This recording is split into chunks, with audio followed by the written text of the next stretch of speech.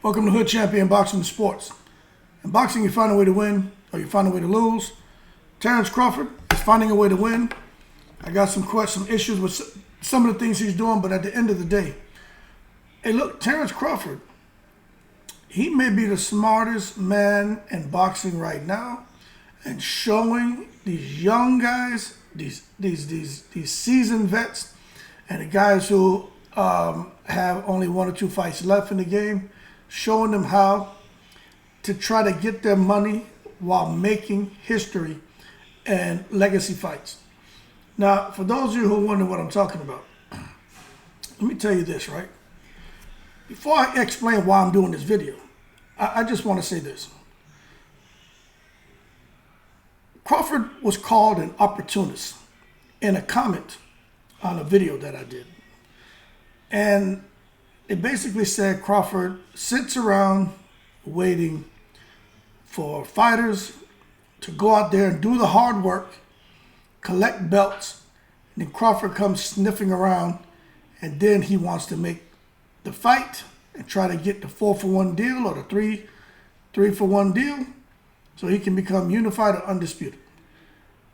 And I just thought to myself, what is this person talking about? Saying Crawford has been afraid to fight stiff competition. Basically, he's the kind of fighter who sits around fighting nobodies, lets a guy like Errol Spence do all the hard work, and then Crawford wants to come along and clip him. And they're saying the same thing that he's trying to do now is go and try to get a fight for an undisputed distinction because he's afraid of putting in the work and collecting the belts one by one by one.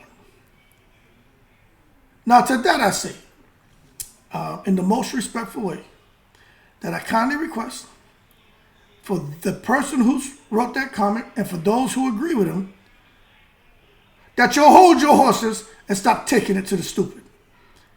What are y'all talking about? Terence Crawford is an opportunist. He's afraid of fighting stiff competition. He wants to fight bums. And then he waits to the real courageous fighters. They go put in the hard work. They collect all the hardware. Then he comes in trying to get a 3-for-1 deal or 4-for-1 deal. Now, when I say 3-for-1 deal, I mean 3 belts for 1 fight or 4 belts for 1 fight. Ridiculous. Let me tell you something. Let's not act like Crawford wasn't trying to get them fights over there at PBC. Let's not act like there wasn't money offered to guys who turned the fight down. But also, let's not act that damn Top Rank and Al Haymon and PBC, them guys weren't at odds with each other. Okay? But it is true, Crawford, hey, he didn't have to re-sign with Top Rank like he did, but wasn't being advised correctly. But once he figured out, hey, something's not right over here, he did what he had to do. Fights got made, okay? But let me tell you something. I think he may be the smartest guy out there. And I think these young cats and these active fighters and those guys who are towards the end of their career, they can learn from him. You have a guy here in Terence Crawford who's like, you know what? I've got a name. I just beat Errol Spence. I'm undisputed in 2 different weight divisions. He is now looking, right? He is looking at how can I go on, right? And not only make the most money possible, maximize my earning potential after coming off of this big win. You know, Terence Crawford, when a boxer wins a fight against a big name, they ride a wave. Crawford's not riding a wave. You understand? He's riding a tsunami. This man is, what was that, Indonesia, Thailand, wherever that tsunami hit? This man is tsunami waving out here. You understand? He's not riding nothing normal. And that wave is like this. Huge wave. Money earning potential. So he's looking to go out here and not just fight anybody. Look, let me tell you something. I'll ask you this. Boots Ennis, do you think he's a threat to Terence Crawford? Yes.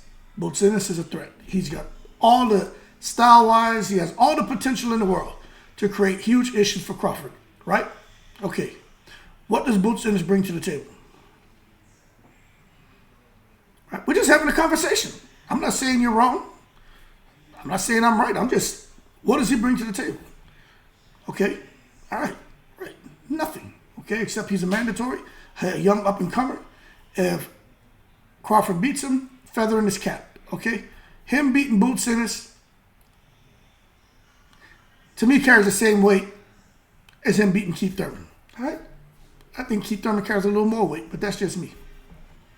Now, him fighting Jamel Charlo. What does he get out of that? You understand? More money, more legacy. And depending on what goes on with Jamel, he gets to fight Jamel if Jamel beats Canelo for all those belts. If Jamel loses and come back down to 154, because it seems like Earl Spence ain't trying to fight him, then he gets to fight Jamel for 3 belts, because Jamel is stripping him of that WBO belt. So he gets to fight for the 3-for-1 deal and then go on and fight Zoo, because Zoo's going to want to fight him. Even though Zoo is very respectful towards Crawford. Zoo almost sounds like he's already lost. And he hasn't even gotten in the ring with Crawford. That boy, the Aussie out here talking about, oh, that will be a hard fight. That'll be a hard fight. Hell yeah, it'll be a hard fight. But what I'm getting at, Crawford gets a whole lot more out of fighting Jamel. Now, that being said, if Canelo wins and Crawford is chasing Canelo, Canelo is now talking about Bud. How you can sit here and be mad at Bud? He's absolutely intelligent. He's chasing that legacy fight. He's gonna, if he fights Canelo, what does he get? Oh boy. First, he has the chance of clipping the face of boxing, the money machine in boxing, becoming undisputed, and then staying at 168 and maybe doing something else. Because, you know, once he goes up in weight, and that's why I got to pay attention, you know. He said he's looking to exit boxing. This man, he done got forever money now. Forever, ever money. Crawford not trying to play around no more. So he's like, you know what? While the iron's hot, I'm striking. While I'm riding this tsunami wave, I'm surfing, man. So he's extremely intelligent. Extremely smart. I tell you what, it's unfortunate that Bertabiev and Bivol haven't fought for that undisputed distinction. Hell, Crawford might as well, if he walks around at 180, he might as well go up there and fight Bivol. Fight Bertabiev. I see people out here cautioning him. Oh, Crawford needs to be careful jumping up all that weight. He has to eat all the food he has to eat to try to put that weight on. No, he doesn't. The man walks around weighing more than that. More than 168. He had to eat nothing to get to 168. Come on now. Know what you're talking about. But don't knock him. You're looking at Shakur Stevenson, right? One of the, I think, the worst moves in boxing. The worst advisor. Whoever advised him to not take that Haney fight at 70-30, 75-25, absolutely crazy to me. Like, people are acting like those opportunities, oh, it's going to be there. What's going to be there? A fight for Devin Haney. Okay, yeah. Not no damn undisputed distinction. And maybe not for a belt. Foolish. You at so young in your career, and you get the opportunity to fight for undisputed. Maybe you don't want to be undisputed. Maybe you don't want to deal with those sanction fees. You know, fight, win, feather in the cap, check the box, got the t-shirt, been there, done that, and then drop the damn belts and go on and do something else. But come on, man. Crazy. So I think Crawford is probably the smartest guy right now, because he recognizes at this point in time that he has a lot of flexibility. And all roads are kind of leading to him right now. And he knows that it's not going to always be there. Let me tell y'all something. And I'm talking to you. 60 days from now, this hype around Crawford can die back down. Because once you're out of sight, you're out of mind. You understand? Y'all don't think I know what I'm talking about? Who talking about Earl Spence right now? Man took a loss and he out of sight. Nobody, people worry about Earl Spence. Who the hell talking about Gervonta Davis, really? Nobody really worried about him. Okay? But Terence Crawford, he's got to do something. He got to keep his name in the headlines. Like Adrian Broner's name were always in the headlines. It wasn't for a good reason, but they were always in the headlines. Floyd Mayweather's name was always in the headlines.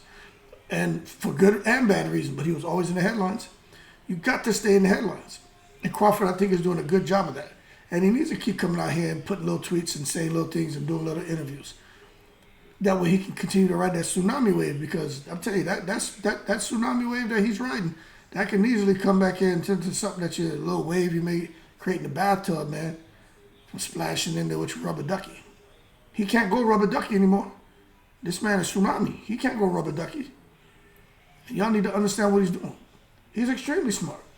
You figure if Crawford really does have 2, 3, 4 fights left, and he can, because I'm gonna tell you right now, he still has connections to those people over there in Saudi Arabia, all right? I'm not making that up. You don't just make friends with people and have people helping you out and advising your career, and then all of a sudden you just don't talk to them when there's no reason to sever the relationship. I'm not saying he's dealing with Kinahan. That's not what I'm saying. What I'm saying is he still knows people over there. He knows people who are involved in boxing. I'm pretty sure he's familiar with Prince Khalid, Amir Abdallah, Skills Challenge Promotion. Crawford's going to do what he wants. I wouldn't be surprised if he teams up with those guys after his whatever he's doing over Al Heyman, and he goes out there and hooks it with those guys, and they're paying him $50-60 million to fight, and they're able to land the deals where, like, maybe if he can't land Canelo, he can't land Jamel, maybe he picks up some other guys and they bring him over to Saudi and he fights. What I'm getting at is he's exploring his options, and he's looking to see what's going to give him, one, the most money, but also legacy. And right now, what's within grasp is a Jamel Canelo fight. That's within grasp. And if that doesn't work out, then maybe look at Tim Tszyu, or the mandatory gets pushed on him, because now he got to sit there and fight Boots. So I don't know what Spence. Matter of fact, Spence is the guy who is holding the keys. And if Spence decides he doesn't want to fight Crawford next, let me tell you something. Everything falls apart over there. It falls apart in the sense that, well, now Crawford may get stripped because he doesn't want to fight Boots. But then again, Spence choosing not to fight Crawford, it may open things up, because, like, okay, Spence is out the way. All right, Crawford, what's your move, man? You understand? So it gives a little bit of fidelity to what's going on at the welterweight division. But Crawford ain't trying to hang around there, man. But we'll see what's going on. But people stop knocking Crawford, man. You know what I'm saying? Talking about he's an opportunist. He's only looking to fight guys who have belts so he doesn't have to put the work in. How stupid is that? I know you all heard it saying work smarter, not harder. Why? It goes back to Shakur Stevenson. Working harder, not smarter. Like Terence Crawford. Why wouldn't Terence Crawford target guys who weight-wise are within a reasonable weight, right? To where he can go up and try to make an undisputed versus undisputed, or undisputed versus unified in another weight division, or at least taking him pound for pound versus pound for pound. Like, why wouldn't he do that? Crawford's got it right. He's got it right. There's no one advising him to not fight Canelo because for whatever reason. And somebody did say something that I thought was interesting. They said, nah, Crawford shouldn't jump with so much weight. He should let this weight 12 months grow into 168. Fight a couple of guys like a Tim Tszyu and somebody else, and Jamel, and then go up and fight. And maybe Earl Spence. Maybe fight Tszyu, Charlo, Spence at 154, then go fight Canelo at 168. But that's too many fights. Crawford's not trying to do that. Because any fight, listen, there's no guarantee Crawford's going to win against Tim Tszyu. There's no guarantee he's going to win against Jamel Charlo. So if I was him at this point in his career, I'd do the same thing. I'd be trying to go for the fight that's going to pay me the most money. The most money. Win, lose, or draw, that's what I'm going after. Because he's ready to chill out, man. This man is very active in his kids' lives. His kids are busy in sports. They're doing great. Beautiful family. Crawford just he's tired now. He want to give back to the community and his family. Crawford ain't trying to hang around, man, 4 or 5 more fights. You know what I'm saying? He's not trying to do that. And I don't blame him. But, you know, he gotta make a decision. And I think he's doing the right thing. The real conversation is Earl Spence. What is he? He may not have 2 fights left. He may not have 3 fights left. Earl Spence may be done. And I'm just being honest with you. Something's not right. But hopefully he gets himself together. But nonetheless, everybody should pay attention to him. Look at this damn Deontay Wilder, Ruiz, Luis Ortiz, all these heavyweight fighters. You know, no one's fighting. Everybody's sitting around. They can't even make the damn Danny Garcia, Arizona Lara fight. These guys, they were big names at the time. They're not that anymore. They're still out there clamoring over who gonna get the most money, who want this. What the hell? Y'all don't bring nothing to the table no more. Y'all want to put your hand in the cookie jar. Your hand can't stay in the cookie jar, man. Your hand's dirty, champ. When you were winning, you had clean hands. That's why you kept your hand in the cookie jar. You can't go and take a cookie out. Your hand's dirty. You know what I'm saying? You got to go out there and win some big fights, man. Clean your hands. You can put your hand back in the cookie jar. Get those dirty hands out the cookie jar. I'll pop your dirty hand. Anyway, y'all keep cool, man. Shout out to the veterans. Terence Crawford smart. He's doing what he's supposed to do. And you know who else? You know who else was smart?